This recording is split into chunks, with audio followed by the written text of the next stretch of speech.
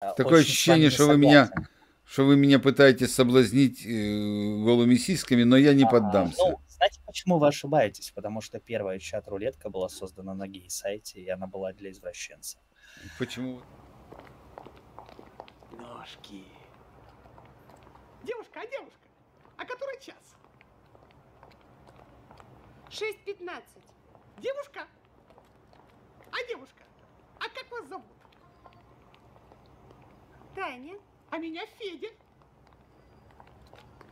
Ну и дура. Мы поедем и помчимся на оленях утром ранним.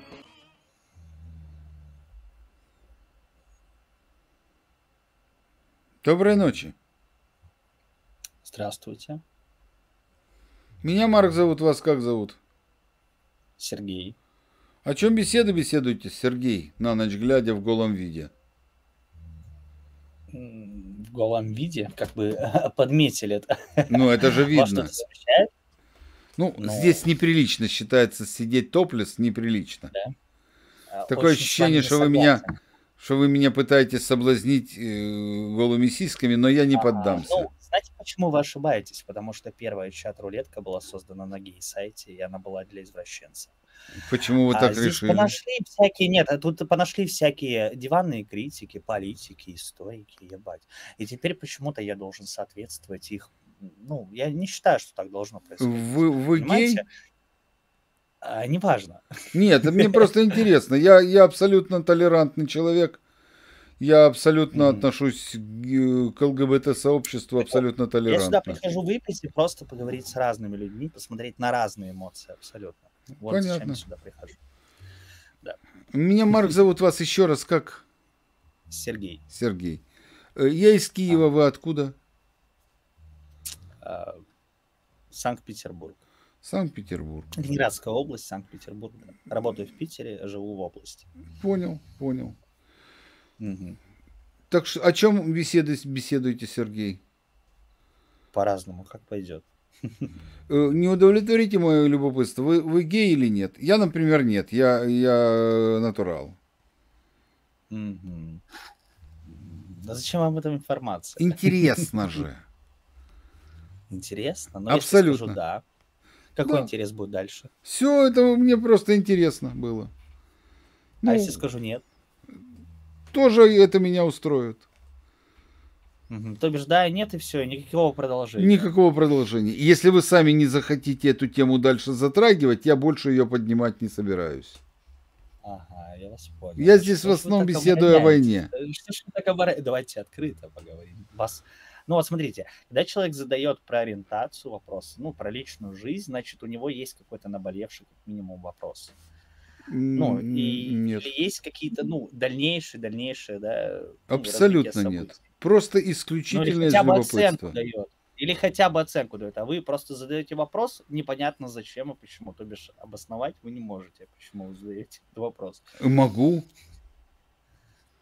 Обосновать вам, зачем я задал этот вопрос? Да. В процессе вот нескольких там минут или двух нашей беседы у меня сложилось впечатление, что вы, скорее всего, гей. И мне было интересно или подтвердить свои догадки, или опровергнуть их. То есть насколько я, скажем так, разбираюсь в этом деле. Я понял, насколько вы разбираетесь в людях, насколько Да. сбит или не сбит прицел. Да? Да. Ну, насколько я разбираюсь в людях. Исключительно из этих соображений. Да. Но вы же знаете, что натуралы могут быть абсолютно ванильными, воздушными. Есть также гендерная принадлежность, и есть также бисексуалы. Ну, которые Есть там, бисексуалы, есть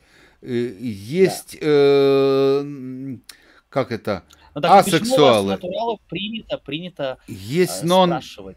Подождите, секундочку. Ну, есть еще как там, нон-бинари.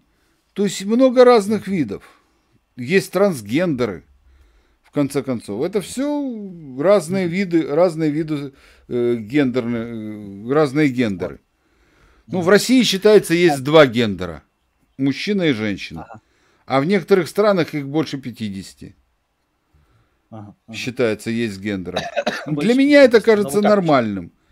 Но я Ага. обыкновенный И мне натурал. кажется, Ну, это немножечко ебанутоством, потому что ну, не любой знаю. фетиш можно даже... Нет, в любой фетиш можно превратить чуть ли не под гендер, подписать, понимаете? Я понимаю. Пансексуал и так далее. Но это же... Это не про то. Это Ну, насколько ты хорошо, грязный, но, насколько скажем не так, грязный. Но 5-6 гендер-то один и тот же. 5-6 основных гендеров есть. Ну, я бы назвал 8 психотипов и Ну, разных, хорошо, наверное, 8. все-таки. Я говорю как минимум. Ну, все. Поэтому Да. мне просто было интересно, насколько я... А почему вы так очень сильно топите за приличие в чат-рулетке? Вы ведете стрим или М, нет? Сейчас у меня не стрим. Я вообще А вообще стример, нет? блогер, но сейчас стрима нету.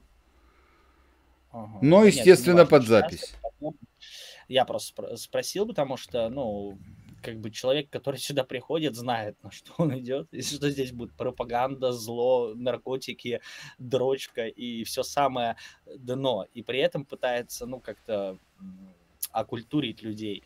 Окультуривать их нужно в реальной жизни, потому что в реальной жизни человек, а пока мы в интернете, мы абсолютно можем быть разными. Не Можем совсем быть так. культурными, можем Дело в быть том, нет. что вот Все может просто иметь классический образ, и как минимум глупо человека настраивать, ну, типа к чему-то правильному в чат рулетки, потому что здесь, ну, настолько много людей сюда приходит для того, чтобы побыть не собой, как они в жизни, что, ну, это глупая попытка. Вот нет, поэтому я и уточняю. нет. Да. Есть некие нормы, которые я считаю нормами приличия. Социально-культурные, правильно? Да. То есть вы можете высказывать любые мнения, Ага. но То бишь интернет был придуман в принципе с базы, да, для как огромная большая помойка информации, но вы решили, что мы будем что-то разделять. Я правильно вас понимаю? нет, То бишь неправильно. здесь, значит, должно быть культурно. Я же не говорил, что это должно быть. Ну, так же ведут себя нарциссы, которые любят себя и мерят по себе людей. Вы То бишь они неправильно говорят, как себя понимаете. вести другим людям. Смотрите, вы не Так же ведет себя понимаете. классический нарцисс и абьюз. Ну, Еще раз, вы неправильно поняли. Я точно так же, например, не люблю говорить с людьми, которые, например, постоянно ругаются матом. Есть те, которые красиво ругаются. Ну, когда уже другого слова не подберешь, согласен. то вот это слово, оно наиболее...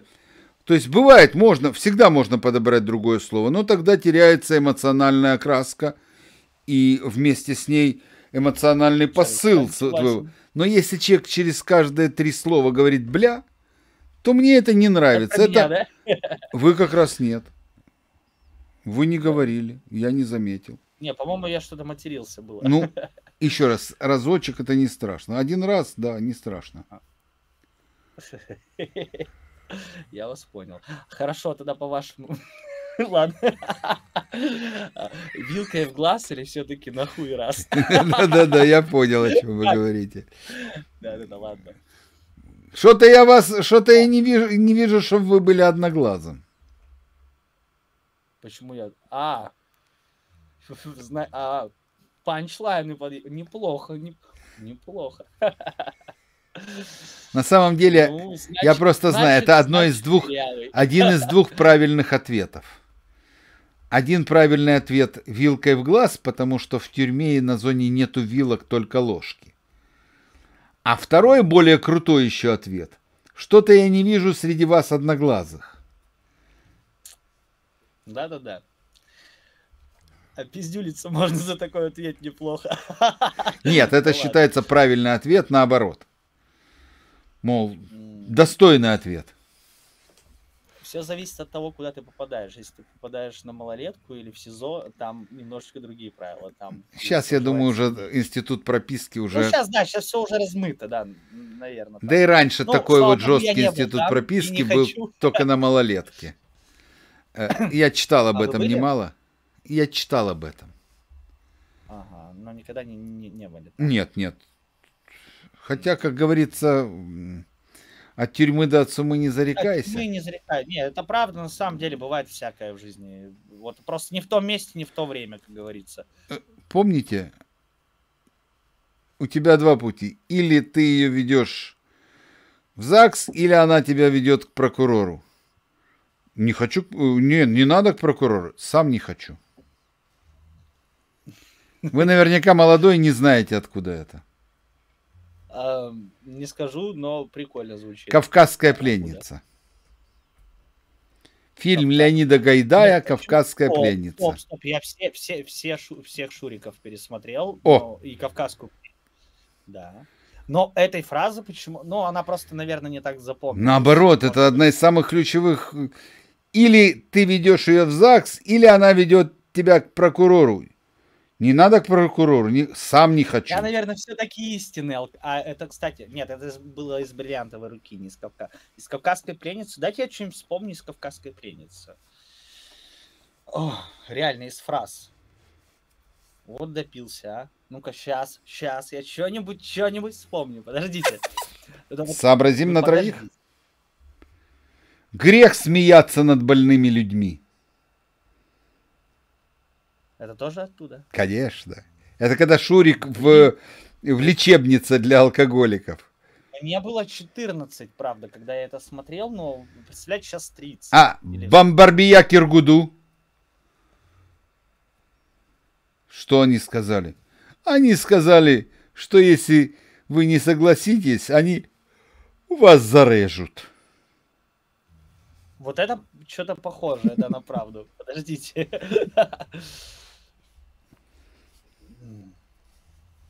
Я реально не могу ни одной... Что ж такое? Так, подождите, у меня просто поток сознания, я подпил. Сейчас. Стоп, из «Кавказской пленницы». Я ее видел и не один раз. Почему я не могу ни одну фразу вычленить? Так.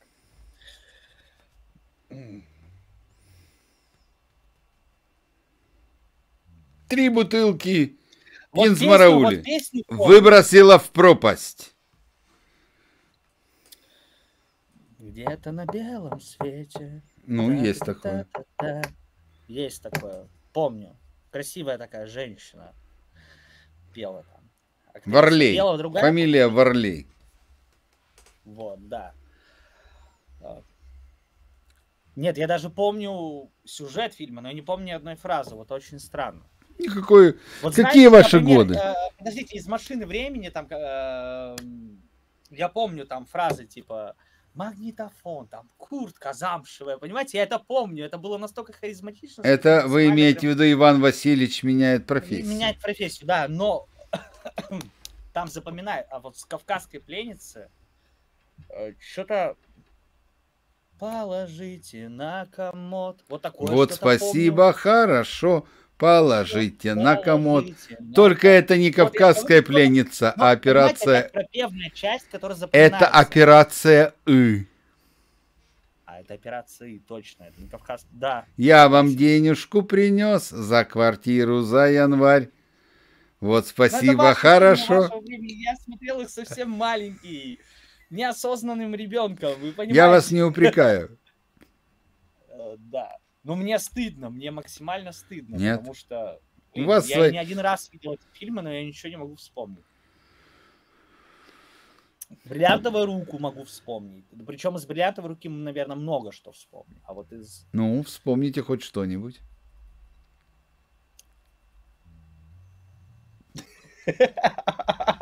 Реально, что с моим мозгом? Подождите, такого не должно происходить. Это просто... Да. Давайте так, я начну, а вы закончите. Кто возьмет билетов в пачку? Тот получит водокачку. Во, молодец. Да, это «Бриллиантовая рука». Нет. Да, да. Да? Собака друг человека. Управдом друг человека. Да, помню. Ну вот. Вот видите, с вашей помощью.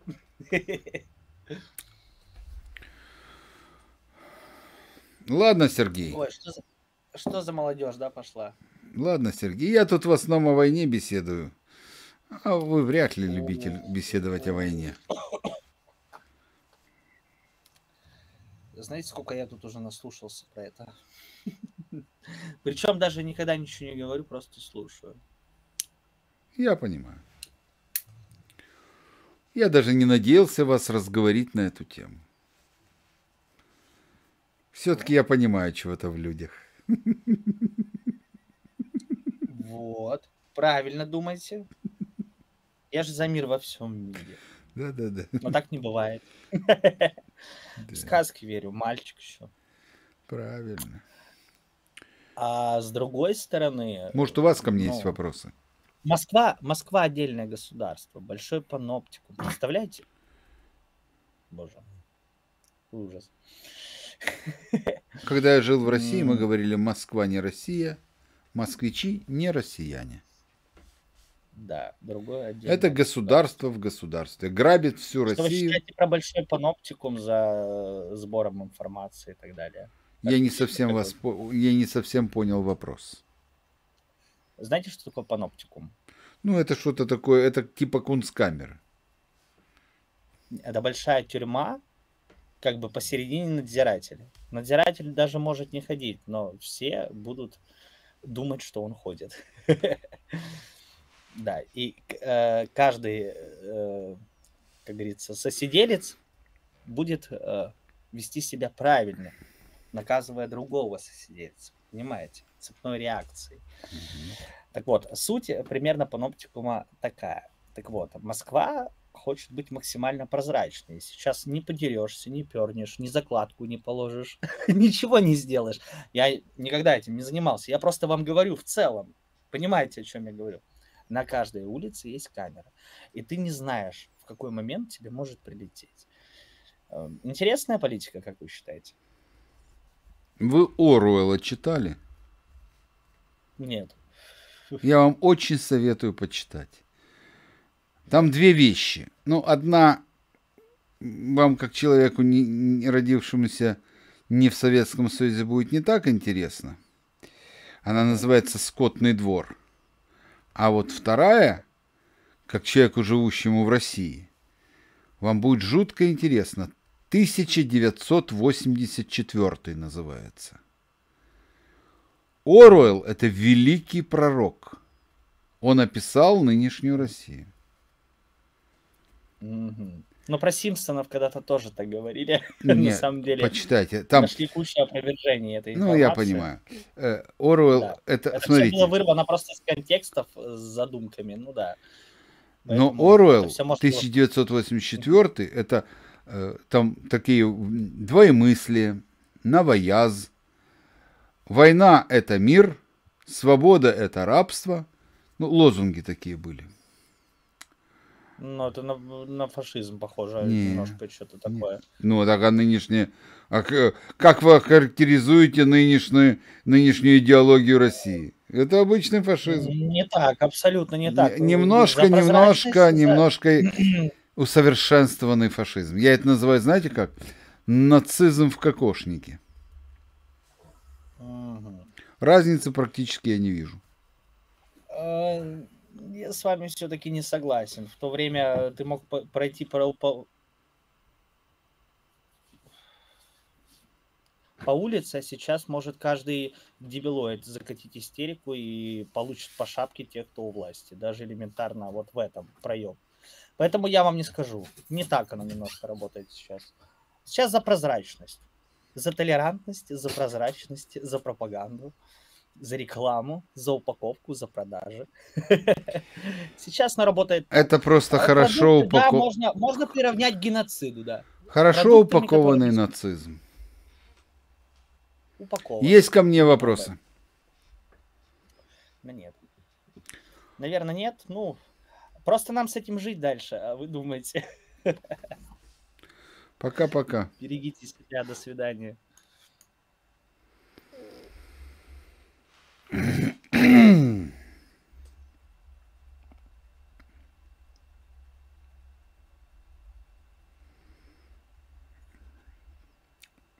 Промолчу.